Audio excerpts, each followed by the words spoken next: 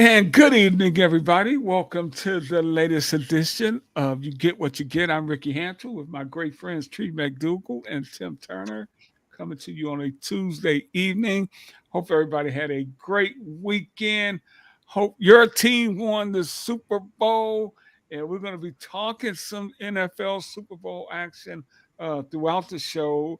And at the bottom now, we'll be joined by our great friend D. Orlando Ledbetter of the Atlanta Journal Constitution, who was out in Vegas for the Super Bowl and kind of wrapped the Super Bowl up and the NFL season and a dramatic end to the year with the best quarterback on the planet coming through in the clutch. I guess we just touch on it a little bit now before we get D-led, but uh, you give Mahomes a ball with a chance to beat you. Good luck is what I texted the moment San Francisco kicked that field goal. Oh yeah, I thought it was like just the idea that they said they wouldn't take the ball. Go ahead, Tree. No, go ahead. You're all in. Go on. I'm sorry. Go on. Go on. The minute they said first. instead of deferring, I thought they were in trouble. I said, why would you want to? I would want to see what the first team did. And kicking the field goal was like, that's just too easy. It was not going to be a third possession because I read something today where Pat Mahomes said, had they scored a touchdown, had the 49ers gotten the ball first and scored a touchdown, they would have said, we were going to score a touchdown and we were going to go for two. Yeah. It was not going to be a third possession where, it's tied at 7 and they kick a field goal to win. So KC was going for the win the entire game. And as usual, this is Kyle Shanahan is 0 for 3 in Super Bowls. We'll talk about that on D-Led on that as well. Each time he fell in love with the passing game and forgot the running game. He had the best running back in football in his backfield, and he kept throwing the ball. It didn't make sense. It did not. Christian McCaffrey is incredible. I mean, that dude is a great running back, and they just forgot about him in the second half. Yeah. Tree, your thoughts? Yeah, Kansas City on offense wasn't doing a. No, go for it. You guys don't hear me? Yeah, you're good. You're good. Oh, I was just saying the Kansas City's offense was not great in the first half. So the defense was doing well, but the offense was not great. And so I kept thinking I don't think they're going to win, but but then later on I thought they might be able to pull this out. But it was really a great game. Probably one of the most exciting ones I've watched in a while, because of the overtime and the efforts that went into it. I don't know if you saw the story where the guy who caught the winning touchdown said, he kind of blanked out. He doesn't even remember that moment. He said he just remembers seeing Patrick Mahomes running towards him, and I was like, how do you just? I guess an excitement. Tim, you play football. Can you explain that? How you just blank out of that moment? I can see where you get really excited, but the deal was there wasn't a player on the 49ers that thought the game was over for some reason. They didn't know the overtime rule. I didn't know the overtime rule because I kept seeing the clock tick down. I kept saying, okay, they're only going to play a quarter because in regular season you play 1 quarter of overtime, and if you don't, if there's no winner, the game is over. But San Francisco took the lead 3-0, and people are like, hurry up, 49 Chiefs, do something. The 49ers did not know that the game was going to keep on going. Had they timed it up or whatever. Well, I didn't really get that until I heard Tony Romo say echo what the referee said. This is just you're playing a regular game. This is a full game or whatever. He said it's good he said that because that is kind of what this is. This is not a necessarily a do or die thing. If they score, you're going to get the ball to score. Mm-hmm. And it turned out again. The greatness of Mahomes is what I took out of this. You know, he is like, if you're going to beat Kansas City, you better blow him out. You better not let that guy have a chance to rally that team because he's going to do it. That's the way I thought about Jordan in that run he had.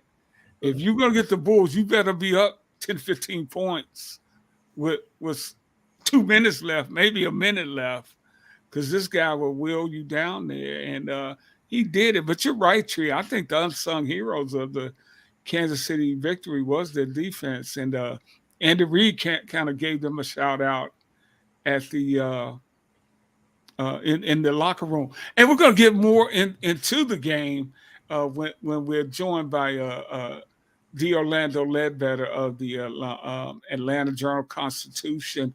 But, you know, it's so much that goes into the Super Bowl. It was the most watched television program ever.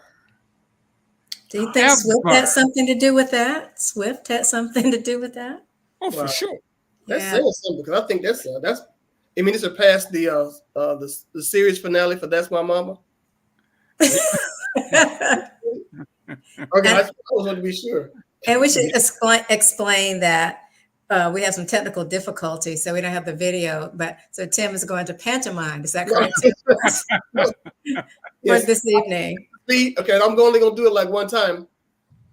Is that it? That's my Taylor Swift every 5 seconds. Oh, okay. I didn't know. Yeah, we may call on you again not throughout the show. Not even the Kelsey coach. No, that's it. Okay. That's pretty good though. I don't want to influence the children, and I'm glad you brought up the Kelsey thing, because people, you know how it is nowadays. There's always a fracture in our society. I see AJ Brown of the Eagles said, had I done that, I'd have been kicked out of the league. You know, I'd be talked about forever about being a bad guy. You know, Travis Kelsey does it, knocks over his coach's Waffle House menu, and he gets looked at as a fierce competitor. You know, and he just really wanted to be in the game. He just really wanted to be in. And he really didn't flinch. He really didn't. But I saw a couple of things online. The first was from a guy, another was from a woman, 2 friends of mine. They were like, Taylor, you saw that, right? He said, that kind of rage. Watch out, girl. That doesn't just stay on the football field. And I thought that was pretty telling. The 2 people looked at that saying, yeah, that was a bit excessive in the heat of the moment. And they were looking at it as something of a deeper issue with him. That's a good point. Yeah, so I said that, I didn't look at it as, I just looked at it as somebody who really got hot at their coach. And, people look at it shaded it with color. If somebody had done that of a person of color, they're a bad guy. Whereas opposed to this guy being really intense. And he's like, I saw Tom Brady pretty much saying, I've been part of those type of confrontations too. And that's just part of the game. Emotions run high. I don't hear that same commentary when somebody else does it. So, you just but I don't mind that from a player, because emotions do run high on the sideline, and those guys get it. Actually, I talked to some pro players over the weekend. It's like, yeah, it can get like that. That was a little much. It can get like that. The problem is how those who comment on it perceive it, Tim. And it's just like you said, oh, this guy is out of control. He's, he's undisciplined. He needs to go to anger management instead of just being a competitor who happens to be frustrated. So, only thing I let it slide was like when the pass, I think in regulation, that Mahomes threw to Kelsey in the end zone that fell short and over the middle. And I did not see the play, but you saw that kid Rice. I think he was he was jack-jawing Mahomes. He was screaming at him and yelling at him on the sideline. They were going back and forth. That had to be separated. And I'm trying to figure out what happened, and then show the play. He was wide open in the middle, wide open. And Mahomes was like, I'm sure there was some MFs. I got this. Yes. I missed you, MF. But hey, you just get your. back out there. It's your first I'll year, work boy. this out. Yeah. I'll work this out. But had they lost the game, that play right there would have been magnified several times over. And people miss stuff. I hate listening to losing teams. What I mean by that is I was listening to KNBR out of San Francisco yesterday, just to hear what their post Super Bowl things were. And they were talking about it. They really they didn't blame Shanahan. They blamed the players for not playing, which I thought was really interesting. This guy's bulletproof in terms of being a coach. They said players make plays, and they didn't make enough plays. They talked about that. At first, they were talking about how people were trying to blame the kid who they thought muffed the punt. In actuality, he was trying to cover the punt when he hit off his teammate's foot. Right. And it's like people need to not be so quick to judge. Right. In situations like that. But he was trying to, he made a great play. That was a heads-up play. Effort. Directions from his body. He was going in one direction and saw the ball and went in the other way. But they just, they break that down for me. So break that down for me. Explain that kick where he was off his ankle. Break that down for me. Kicker. Can't pantomime. But it hit on the kid's ankle. I saw it, but I've just explained that. You said it. He did a. His body went this way. The ball was this way, and he kind of spun in midair to go in the other direction. But I'm not going to be doing a whole bunch of dancing up here. I wasn't asking for all of that. I'm just. I really think Shanahan's biggest mistake, which was huge, was what you talked about earlier in overtime. Yeah. Not taking the ball. Yeah, that was the mistake. And everybody was kind of, I don't want to minimalize it, but just the idea that he just did not want to get the ball and go and do something with it. You want to just he was so confident in his abilities and stuff. They had to go for the field goal when they actually could have. They were going for a touchdown essentially, but he got pass happy, and then the kid, whoever the lineman is for the 49ers, whiffed, and Chris Jones came in there almost untouched, and they had to turn the ball over to had to get the field goal instead of going for the touchdown.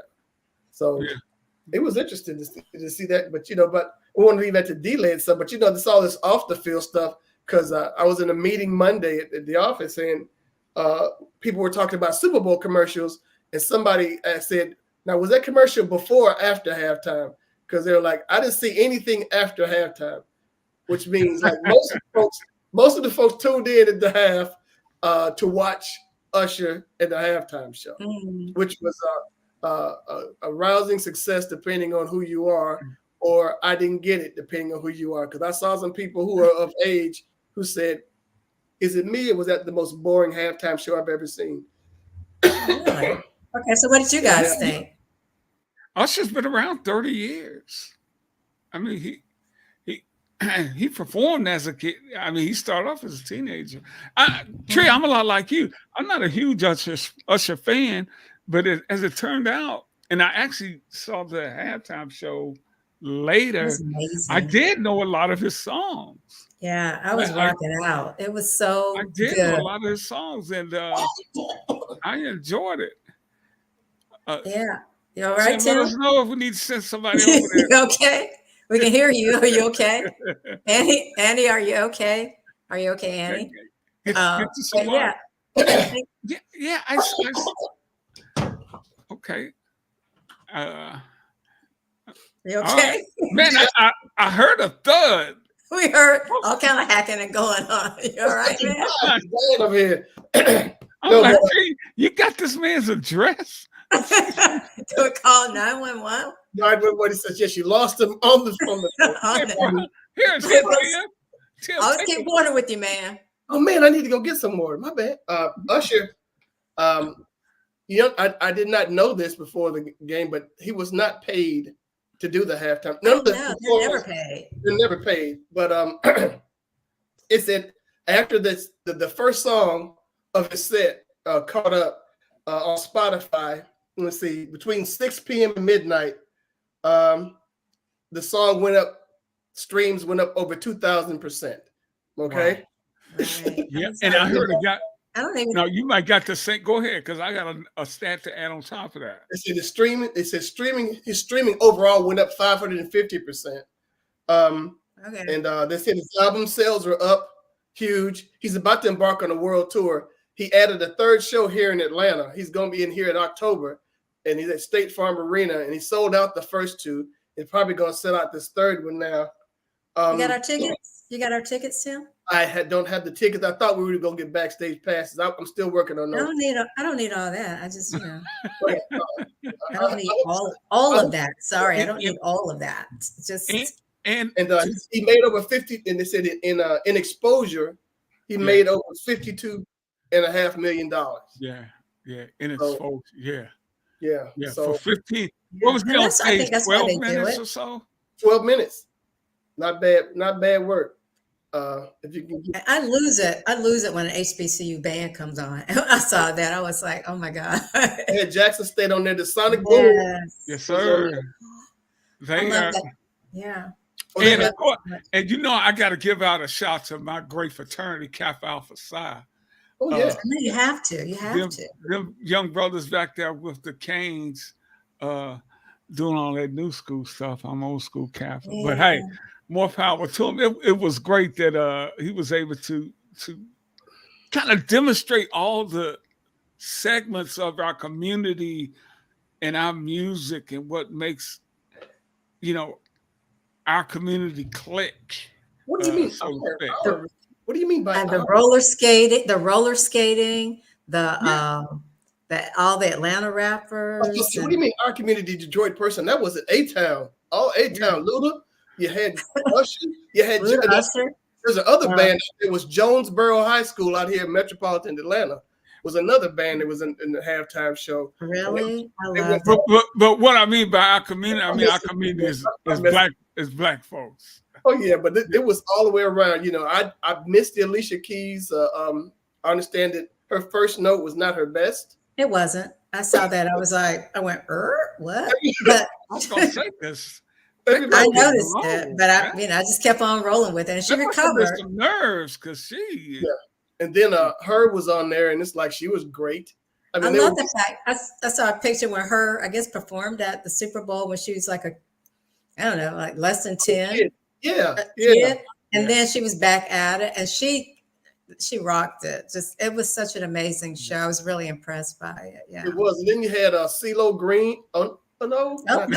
It wasn't CeeLo. Tim, stop. Don't talk about Jermaine Dupri like that. It was Lil Bill from the old cartoon. It wasn't? You know what? I don't understand that. I don't understand the fashion of that. But somebody said, hey, this would be great. Or he said it. It kind of reminded me. I watched the episode of Seinfeld when he did the puffy shirt. The puffy shirt he had agreed to wear. And he I thought maybe he had agreed to wear that. He agreed to wear that. He didn't realize it was a low talker. I don't know. I wonder how that show was looked at by some of our friends who kind of leaned to the right side of the I don't think they were happy about it. Atmosphere. I think it's more before the game, because I specifically went out looking, and I just Googled Black National Anthem. And of course, Matt Gaetz, that winner of a congressman down there in Florida, and some other guys saying, there is no such thing. Some other guys said there is no such thing as a Black National Anthem. We're all Americans. And I'm going, our history doesn't really show that we're treated the same way. Dude. One of the contestants. They don't want us to have nothing. No haircut. No halftime. Go ahead, Tim. Talk about the haircut. I'm done with it. Okay, they don't want you to. But let me get this in. Going back to those numbers, most watched game ever, 123.7 million viewers. That's up 8 million more viewers than last year's record, which was almost 9 million, which was 115.1 million. And I'm sure you can get those 8 million to Taylor Swift. Yeah, I think Miss Swift had a lot to do with it. Who was on screen How long you think? How many times you think she appeared? How long do you think she appeared on screen? They said I think 52 seconds Yeah. total. Is that And, right? and Will you could get pantomime the video bets. for us? Treat, No. you could get bets on how much airtime she's gonna get. You can make a bet on You know that. what? At first I didn't want Kansas City to win because I was like, I'm too over that whole thing. I really don't care. I don't have any skin in the game. And I think everybody was what, Tim, you told me, anticipating some engagement. Yeah, at the end of the game, supposedly, Travis gets a Super Bowl ring, and then he supposedly is supposed to give out Taylor a wedding ring. But who got married though? Usher. Usher got married after the Super Bowl. I'll give y'all $1 million if you pronounce this girl's name correctly. I cannot. No, whatever she was. Mrs. Usher. There we go. Mrs. Raymond. Yes. Because I thought he was still married to the other lady, and I totally missed that. I just don't keep up. Keep up, Tim. Keep up. But you know what? Props to that young man, for number one, sustaining a career for more than 30 years. He's in residence out in Vegas all the time, and practically year round. I'm sure he just left his house to come to the Super Bowl today because he's out there all the time. I think he's. He has that same face. He still looks like a baby face. He does. From when he first came out. So he doesn't look like he's, body wise he's bigger, but he kind of looks the same, moves the same, which is great at 45. And the dude's been active in the community with his civic works, and we never hear about him in any kind of, hey, more power to you, brother. Absolutely. Just that confession song. That's other than that, no. Yeah, that confession song. Other than that, one on the way. There's so many of his songs that were like just individually just shot up just overnight because people are like, well, who is this guy? And then they get to see who he is, and he's a great showman. I was kind of at the end. I was kind of fearing for everybody's life because was it just me, or was that stage kind of buckling as they were doing their A-Town stuff at the end? I didn't see that. Yeah. I thought maybe it was all the lights on the stage, part of the design elements, but I don't know. It was bouncing, so yeah. Back in my day, we had stationary stages. They didn't bounce. Like in your day. And these are just superb performance. It's great. Somewhere the Godfather, Soul, and Little Richard, and all those guys, Michael Jackson, and all those are smiling because, we saw our roots come into formation there, right? Into play. I thought everybody who performed even like before, like Post Malone, I was surprised. I thought he did a really good job with American the Beautiful, just great. And Audra Day, Lift Every Voice. I thought it was Whitney Houston-esque. Her voice was just pure and beautiful. And they hit all the right notes for the Super Bowl. It wasn't anything that was. And Reba was great too. Don't want to leave her out. She really did a good job as well. All the performers were excellent, and it was a great show from beginning to end. I understand CBS made something like $100 million off of not just the commercials, but just off of the game itself. And then they made another 30, I think, something like that. Maybe I got the number wrong. When they went into overtime, that was just more money for those guys. And there were more eyeballs on it. I think they said at one point there were 200 million people watching it. And my guess is that was at halftime. For sure. Yeah, and then maybe some folks came in and they saw things on their phone or whatever saying, yeah, it's going into overtime. And maybe you picked up there at the end. But those are it was a great thing all the way around when you had those. The commercials were good. I did not like my Falcon disrespect in one of those commercials. It was not overt, but it was painful. The YouTube TV commercial where they had all the birds in the commercial. They had the Ravens, Hawks, the Cardinals. And, nothing really stuck with me other than the foot washing one, and the Kennedy one. But nothing really makes me think, oh man, that was a great one that I'm thinking about. I went back and looked at a lot of them. What about the Beyonce commercial?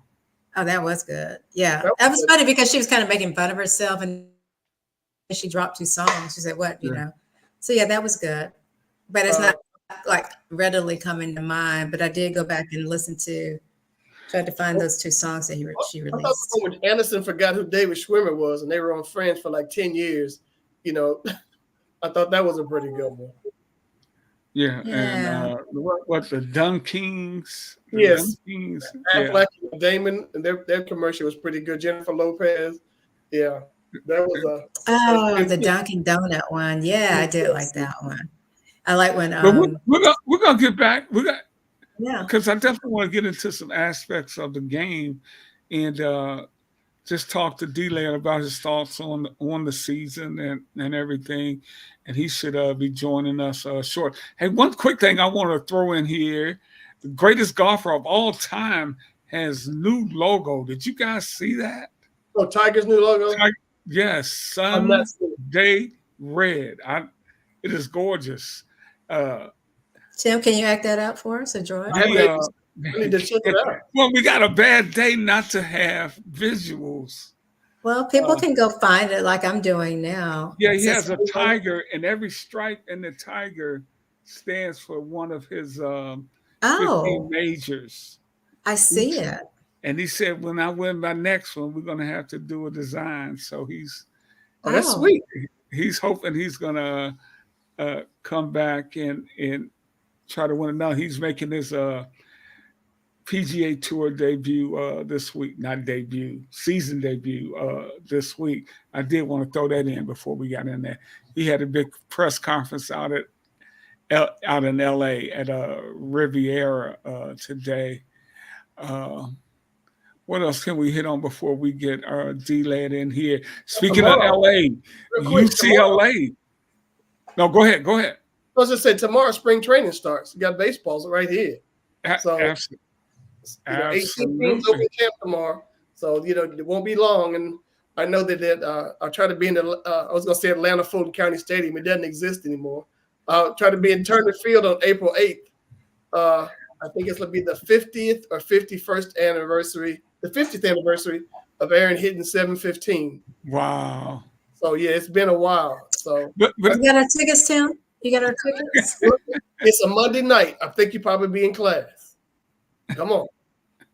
Oh, those Monday night classes are pretty short. Okay.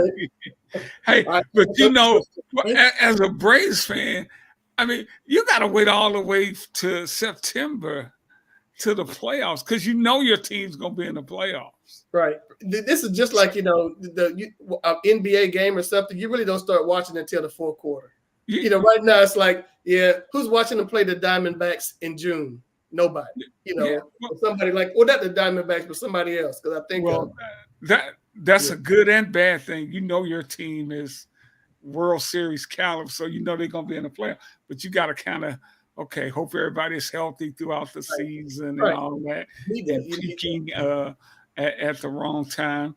Where here in Detroit, Tigers may have a chance in the AL Central because it's such a weak division, and they got some nice prospects coming up. So, everybody here, if the Lions can make a run, hell, anybody can make a run. So anything is possible. Hey, but I want to stay in LA because we had the unveiling of the Kobe Bryant statue. And again, it is, I'm sure everybody's seen it by now, a fitting tribute beautiful to one of the great players of all time in the National Basketball Association. And the thing about Kobe is the way he always tried to honor the game of basketball by the way he played and practiced. I mean, and worked at his craft, man. So it was great for the Lakers to be able to honor him. And I think it was they actually did it on the day of his passing. Right. I'm not. Was it? Okay, yeah. 5 years, that's still hard to believe. Well, they're going to have I think they said they're going to have 5 statues of him around the arena. Really? I was like, 5? Yeah, I think 5. I think I was looking at them like, that's a bit much, but okay, he did mean a lot. My thing is that statue there was of him a portrait of him pretty much of the night he scored 83 points against the Toronto Raptors. And I make mention of that. I think there's a guy has a sore spot. One of my homeboys, Sam Mitchell, he was the head coach of the Raptors that night. And I'm quite sure Sam doesn't like to be reminded of it every time you do. It's right there in bronze in perpetuity of the night that his team got roasted. So there's that. Yeah, I loved his wife's speech, and she made a point that he picked that design for the statue, and if you don't like it, she said a little expletive at the end. But I think that just saying if you don't like, people are they have their favorite probably Kobe moments or image of what they think the statue should be, and so for him to even think about what pose he wanted for that statue, I think was pretty great. So nicely done. Very nicely done. Yeah. And over at UCLA, they introduced a new football coach. What's the brother's name? There's Sean Foster. Sean Foster, he's a former running back for the Yeah, he was outstanding running back for them. But Tim, Chip Kelly left UCLA to go to Ohio State to become the offensive coordinator. I don't think I've ever seen a guy leave a major college program like UCLA to go to become a coordinator somewhere, even if it's Ohio State. You're going to see a lot of that now because these coaches don't have they don't have the leverage anymore with NIL and that kind of thing. It was I'm trying to think. I was listening to a story about Mike Locksley, the head coach, University of Maryland. Maryland has gone to the bowl games in the last 2 or 3 years. Yeah. And he said his off-season meetings with his players have been like this. Third string running back comes into the office and says, I want a $100,000 NIL deal. Somebody else will come in. Most of his meetings off season have been players coming in saying they want money, as opposed to, and he's like, I'm about to get up out of here. Chip Kelly and Ryan Day go way back. Ryan Day was a player for Chip Kelly, and so he's doing them a solid by bringing them on there. But you can find more and more of these major college coaches who realize they don't have the same influence they had before. Saban got smart and left. You see, this O'Brien, not O'Brien, but the cat out of UCLA is going to go and take a college job. Yeah. And so there are a lot of people that are going to do that. Okay. Well, that's not. Hey, but you know what? Who else is doing us a solid? Yes. Who else is doing us a solid? You know who else is doing us a solid? Mr. Ledbetter is doing us a solid for joining us. Led, the one and only. Thank you, sir. But that is really interesting. Some kid, and I'm going to introduce our great guest, the Orlando Ledbetter of the AJC. But I just wanted to finish that off. It was a story here in, I think it was the Detroit Free Press. Kid out of the University of Michigan, football player, wants out of his NIL deal with the university because he said, I'm not sure exactly how this was. Somebody's going to give him more money, so he's going to go somewhere else and take more money. I mean, D-Led, it's almost like free agency in college football now. And welcome to all our viewers out there. One of America's great sports writers, the Orlando Ledbetter of the Atlanta Journal-Constitution, just back from the Super Bowl, checking in with us. Go ahead, D-Led. Yeah, I'm not versed to speak on all this college stuff. I just know it's chaos. I haven't been able to follow it that much.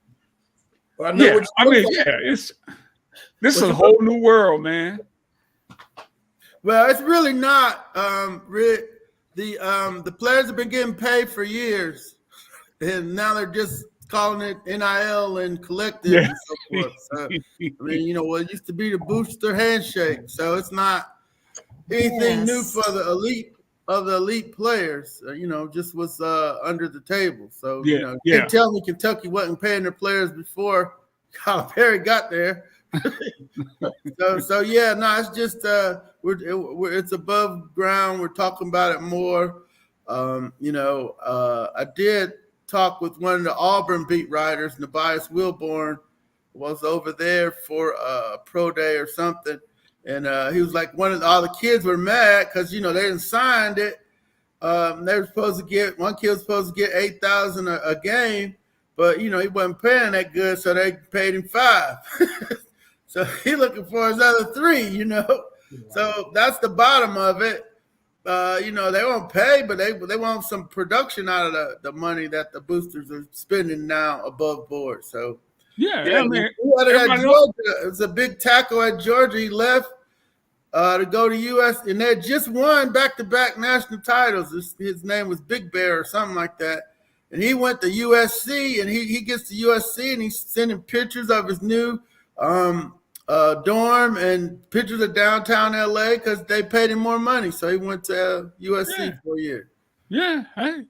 Well, D-Led, this is the thing I want to ask you. I want to know what your immediate reaction was in overtime when San Francisco said, "We want the ball." Oh no, that was the right play. I was at the last Super Bowl that went in overtime, of course, 28-3, and they changed the rules because of the Chiefs playoff games, but it would have affected the Falcons would have got the ball back in overtime in Super Bowl 51 under these rules. So yeah, I knew the rules right away, and the analytics are, hey, your defense just got off the field. That was just an 11-play drive. You don't want to send them right back out there against Patrick Mahomes. So you want to try to score, take as much time as you can to score, and then, try to get a stop. And they got the field goal. That was easy for some people to second guess, but I thought it was the move to the way to go. And when you're thinking about the offense, there's a lot of. Go ahead, Tree. No, go ahead, Tim. No. Go ahead, Tim. No, I was going to ask, there's a lot of talk about the reaction of Kelsey to his coach. What was your take on that? Yeah, I have that was totally disrespectful. If that had been, of course we always say if that would have been a brother, yeah, we know what it would have been. Yeah, of course. It's subordinate. He needs therapy. Yeah. So I thought it was disrespectful. Outrageous. Yeah, outrageous and disrespectful behavior. Let's call it what it was. And Coach Andy wants to make a joke of it and say, "Oh, I love his passion," blah blah blah. But yeah, the player was out of line all the way, and should have admitted that, hey, I was out of line. I lost it. I had no business getting in my coach's face like that, but he didn't say that. So. And we were left to. What do you? We were talking a little bit about it earlier. It's like what is that exhibit for like younger players who are perhaps even in college or high school that they if he's perhaps a role model, how does that they see him doing that? Do you think that has an implication for younger players? Yeah, because they copy what they see, and I can only hope that if a little kid gets in the coach's face, that the coach knock him down. That coach goes to jail. He probably would be coaching much longer, but that's probably what the kid needs. He ain't got no home training and no respect. If you don't respect authority, I don't know how you deal with that in the modern era. Because now they're gonna say, "Oh, I was just being passionate." No, that's an overstep. You're overstepping the authority of the coach at that point. Okay, so they got 3 Super Bowls in 5 years, and it seems like they really, they're just doing it seemingly with mirrors. Can you explain what Kansas City did this year, the journey that they went on? Yeah, talking to Coach Reed, who I covered him in Green Bay when he first started. He was the tight ends coach on Mike Holmgren's staff, so I always have a good rapport with him during the week, and even after the game, we chatted real quick. Thanks to Ted Cruz, their PR guy from South Carolina State. So they got stomped on Christmas Day. Y'all remember that? The Raiders just punched them in the face, and so that woke them up. They were like, "Whoa!" And they ended up winning the 4 games to get in the playoffs. I think they're 9-6 at that point, so it could go either way. It's not, no, it couldn't have been 9-6, but it was 7-6. So they're 500 middle of the road. So they win the 4 games, get to the playoffs, get a home game, and got to play Miami in 33 below weather. Okay, then you got to go to Buffalo, and I don't care. Buffalo in January is cold, so they beat those guys, and then went to Baltimore, got the MVP, and for some reason they decided to not run the ball and try to make Lamar a passer in the playoff game when they all ran all year long. And, that didn't go so well. They blitzed the heck out of him. He had some errant throws, and they beat them too. So that wake-up call by the Raiders on Christmas Day kind of gave the Chiefs the okay, let's stop trying to throw the ball to all the receivers because they can't catch. Let's throw the ball to the 2 receivers who can catch. So they started loading up on Rice and Kelsey, and they ran Pacheco. That was it. They did. It wasn't nothing fancy about what they did. Then on defense, they manned up. They blitzed the heck out of the quarterbacks. They blitzed to a young Tua, a Josh Allen who wants to run every time, and Lamar. They blitzed them, and the guys covered man to man. Did the same thing in the Super Bowl against Purdy. Blitzed him about 37. I've seen a couple different numbers, but 37, 40%, and dared them to beat their man coverage. And Trent McDuffie was all over the place.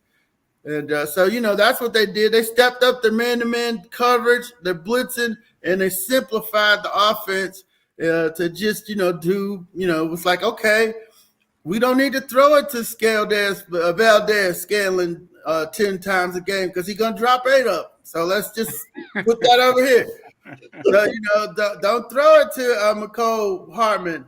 They did at the end of the game to win, but they hadn't before because he kept fumbling. The old kid from Georgia. He was so wide open, he had to catch that one. Yeah, he had to catch that one. But that was a play that Eric Bieniemy drew up for him last year, and they went back to it, that corn dog play. Nobody was giving him credit after the game, so I had to make sure I did that, and double-checked with him on that. But, yeah, that was his play, so he's responsible because that play got them 2 touchdowns last game in the Eagles Super Bowl 57. So that's kind of how they did it. Some good coaching by Coach Reed. Young coaches need to take note and quit trying to, diversify and do all these, trying to do, too much. He just did what they could do and, executed the game plan on that level. Hey, D-Lay, and when you got Patrick Mahomes, that makes it a lot easier to do. And I think they missed Bieniemy for a large portion of this year, the impact he had on that offense because they struggled. Of course, they had a lot of drops. Hey, but D-Lay, you former president of the Pro Football's Writers Association. I think you're still part of the Hall of Fame committee. I know you vote. This year we had Dwight Freeney, Devin Hester, Andre Johnson, Julius Peppers, Patrick Willis, Randy Gradishaw, and Steve McMichael going in as seniors. Your thoughts on this class, and who would you like to see in the next class? Does anybody cross your mind yet of some possible candidates? No, I'm still a selector, and I'm still on the PFWA board. I'm Calvin Watkins, a senior advisor. He gave me a title. But Hall of Fame wise, part of my deal with my organizations, I don't talk about my voting, but I do like this class a lot. It's got a lot of representation. We were able to get one of the top pass rushers in the game. There's going to be a lot of debate about Devin Hester. There's some, as a returner only because he couldn't play defense or offense. and didn't affect the game. They'll hear all of that. And when there are other returners and other special teams players that haven't been able to get through, Billy White Shoes Johnson, Rick Upchurch, Brian Mitchell, just to name a few, Joshua Cribbs. We're going to put Cordell Patterson in now because he had 10 touchdowns. I don't know. But yeah, it's a backlog at all spots. Jared Allen didn't get in. John Abraham has 133 sacks, way more than Freeney and Robert Mathis. So where's he at? He needs to get some love.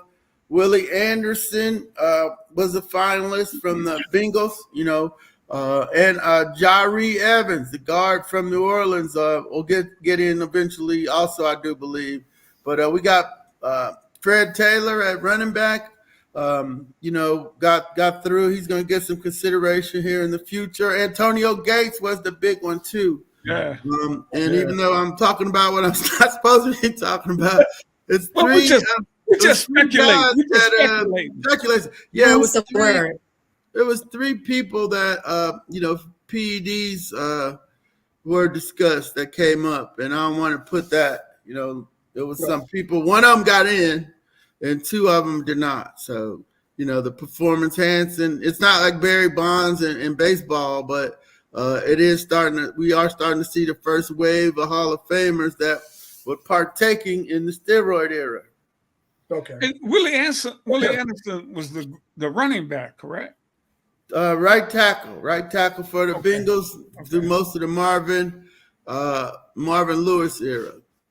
Okay. Okay, you got your boy Shanny is 0-3 in Super Bowls, and it seems as if each time he got pass happy and forgot. You have Christian McCaffrey there, like the offensive player of the year, and you don't run the ball. You don't run. They forgot him in the second half.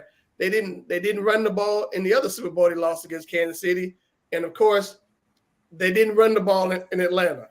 So, he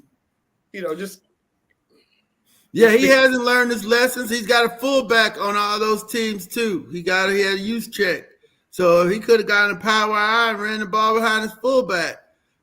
Instead, he tries to pass, and the guy can't block Chris Jones. And Chris Jones didn't have a lot of sacks, but he stopped 3 touchdowns by television count, and that was one of them because the receiver's wide open. If the kid gets to plant his feet and he's not running from Chris Jones, running for his life, he gets his chance to get it over there. But otherwise, he just flipped it over there and couldn't get it done. So he's got a system, and his system doesn't work. So you got to fix the system. So when he's thinking pass, he's got to rewire his brain to go, okay, power eye, power football, knock him off the ball in the game, because that's the only part he's messing up. Or you got these guys super talented. I mean, he's got so many weapons, but he was down a couple of them. I think. What was it? Was Ayuk or was it Debo that had the hamstring and that kind of thing? I mean, people were banged up, and the tight end was banged up too, right? Kittle. Yeah, Debo had a hamstring, but he went back in. But Kittle, he must have been playing hurt with something that they didn't announce because he only got a couple targets. So the only way you do that is if he is not functioning right. So but still at some point it's football. Don't overthink it. Just because you got a Ferrari, you don't have to use it. In that instance, you need a pickup truck. Go on and plow the snow out of the way and keep it moving. But he hasn't. He's wired not to think like that, and he's shown 3 different times that he can't adjust his thinking. So that's going to be on his tombstone. He blew 3 Super Bowls throwing the ball, and so with double-digit leads in all of them. So the football guys probably don't like that, and that's probably. But it's probably their little joke on it's turning into a passing league.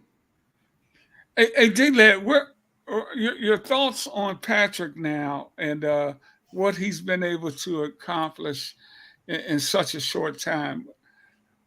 A fascinating start, just a remarkable start to a career. Set 1 year, we've seen Green Bay sit guys multiple years. But I don't understand why a lot of teams play guys right away.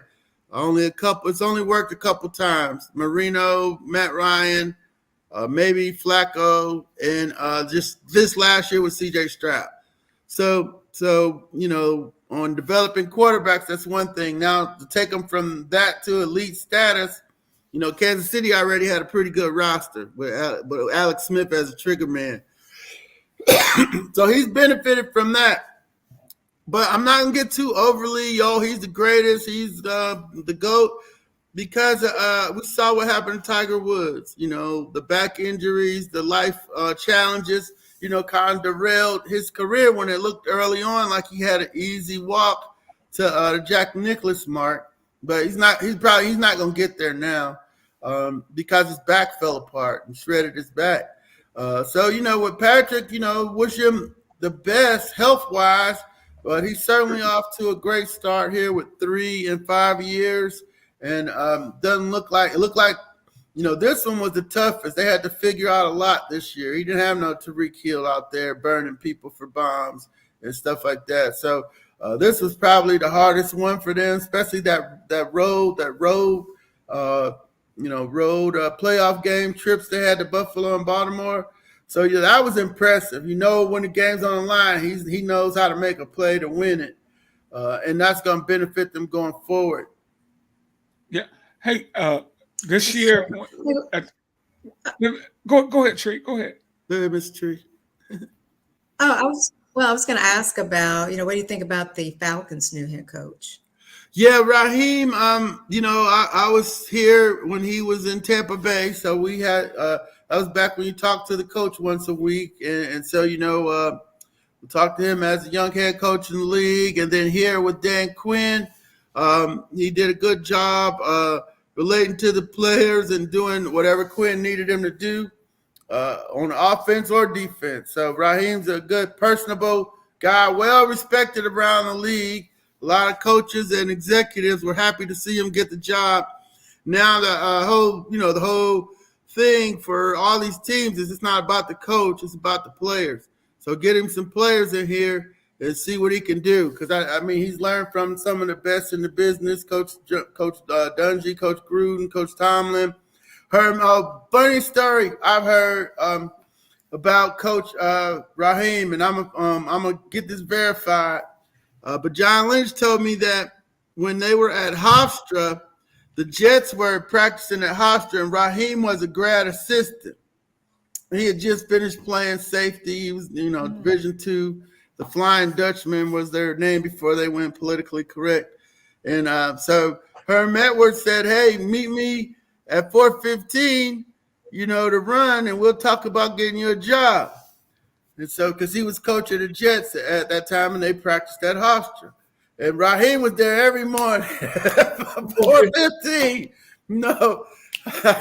And so I was like, yeah, I would have hired him too, because I'm in my 20s in New York, 4:15. I'm not going to football practice. Yeah. Absolutely. So I gotta verify that 4:15 story, and get him to talk to the folks on my podcast about how motivated he was as a youth to block out New York City to be up and go to work with the coach at 4:15.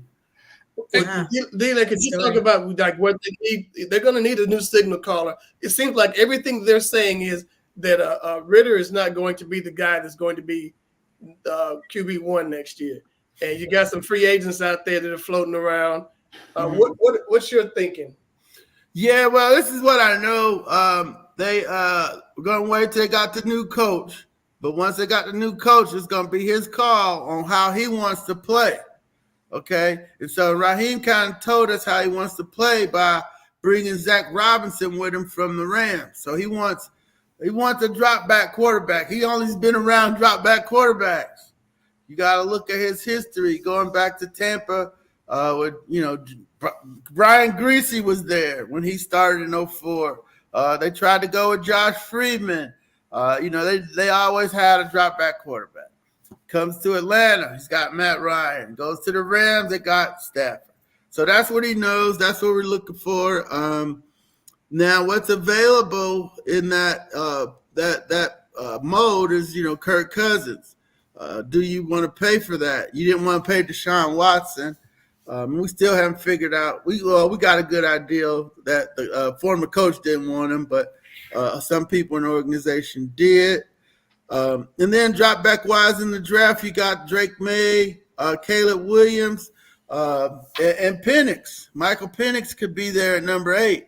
And I really liked him. I watched a lot of Washington, and then got scared off when I started doing the research and finding out all the injuries and stuff. So, but he's had a lot of injuries. A lot of injuries for sure. Yeah. Hey, but D-Led, and I was gonna.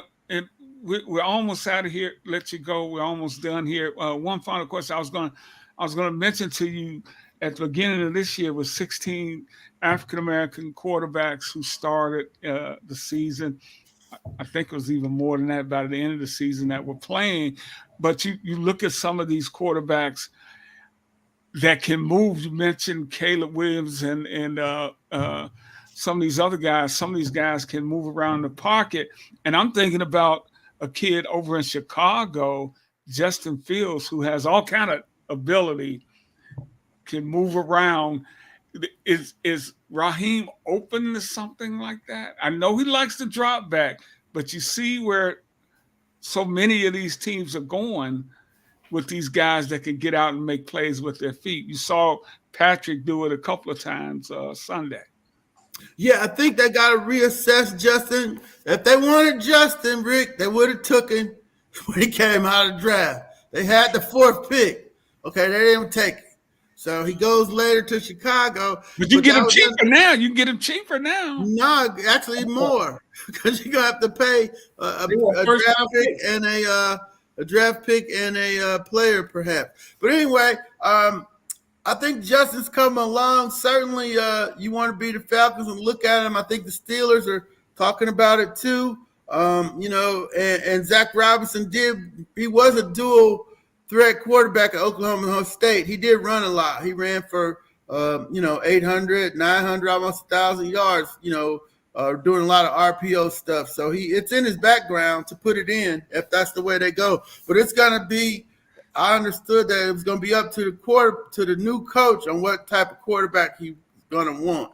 And I don't think he wants either of the ones that are on the roster right now. So you don't think do you think, and I know you don't cover the Bears or anything, just the overall perspective of the league. None of you guys think the Bears are going to move on from Justin Fields?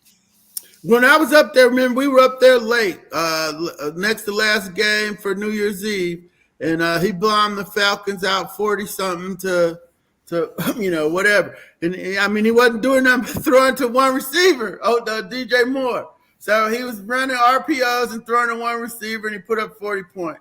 So it can be done. Michael Vick only ran outside stretch bootlegs. Warwick Dunn, and he pull up the bootleg and run or throw it to Algie Crumpler. So it's pretty high school offense. So you got elite athletes. You don't really need no complex system. But that just depends on how Raheem wants to play as a head coach, and how much you want to pay for Justin Fields. But if they really wanted Justin Fields, they could have had him, and they did. This was Terry and Arthur together. So. I'm thinking the coach didn't want to run that. But then he ends up getting Mariota and Desmond Ridder when he could have had Fields, and they would, maybe could have did a little bit better. But, that's something that's in play. Caleb's got like the great arm talent that everybody's going to see. If you're going to be comfortable with the painting of the nails and the crying in his mama's lap after the game. You're going to be okay with the emotional Caleb. Then you're going to take him number 1 overall. Well, see, I was listening to a radio station here yesterday, and they had Mike North on, like the dean of sports talk in Chicago, and he vociferously said, Atlanta, do not take him. He said he's been there 4 years and has done nothing. They're talking about his body of work. It's like, yeah, because they want like a king's ransom for that pick to trade up to trade up or to get him, and they want a lot. And it's like, he is not worth it. And that's this guy just went on. He's just he's not worth a king's ransom. That's for sure. No, Here's no, what- no. Here's what I would like for the Falcons to have a great team, so my friend Tim would stop being so sad about it. Speaking of that's stuff, September 14th in New York City, D-Led, Howard Morehouse. Just want you to know. So just let What's you know. that date again? September 14th. Oh, okay, yeah. Well, I already told Terrence that good luck, except for when he got to see, HU. Yeah, we had him on the show last week. I think that's a great hire for Morehouse, man. Yes. We wish- Yeah, I'm happy for him. He's been around town doing a lot of work. Redan High, winning the College Football Hall of Fame. A lot of guys, a lot of the old Falcons, that think they have, Pro Football Hall of Fame credentials, and he's one of them that's got them for sure. It's just been a lot hard pushing those guys when they didn't really win anything. Yeah. But Tim's going to start donating to the program, right, Tim? He's going to be the head booster of the Right? Maroon Collective. Yes. Where can people see the world famous? Where can they get the world famous Bowtie Chronicles and read your great work? On AJC.com and on Apple, Spotify, or Twitter, wherever you get your podcasts. All right, D-Lad. Man, we really appreciate you, brother. Always informative, always fun. Can't wait to talk some more next season. Sure, no problem. Rick, Tim, and Miss Tree, you all take care, and thanks for having me. All right. For D. Orlando Ledbetter, Tim Turner, Tree McDougal, I'm Rick Hampton. Hey, you know what? It's Acts of Kindness Week, so you guys be kind. All right, we'll do that. Peace. All right. Bye.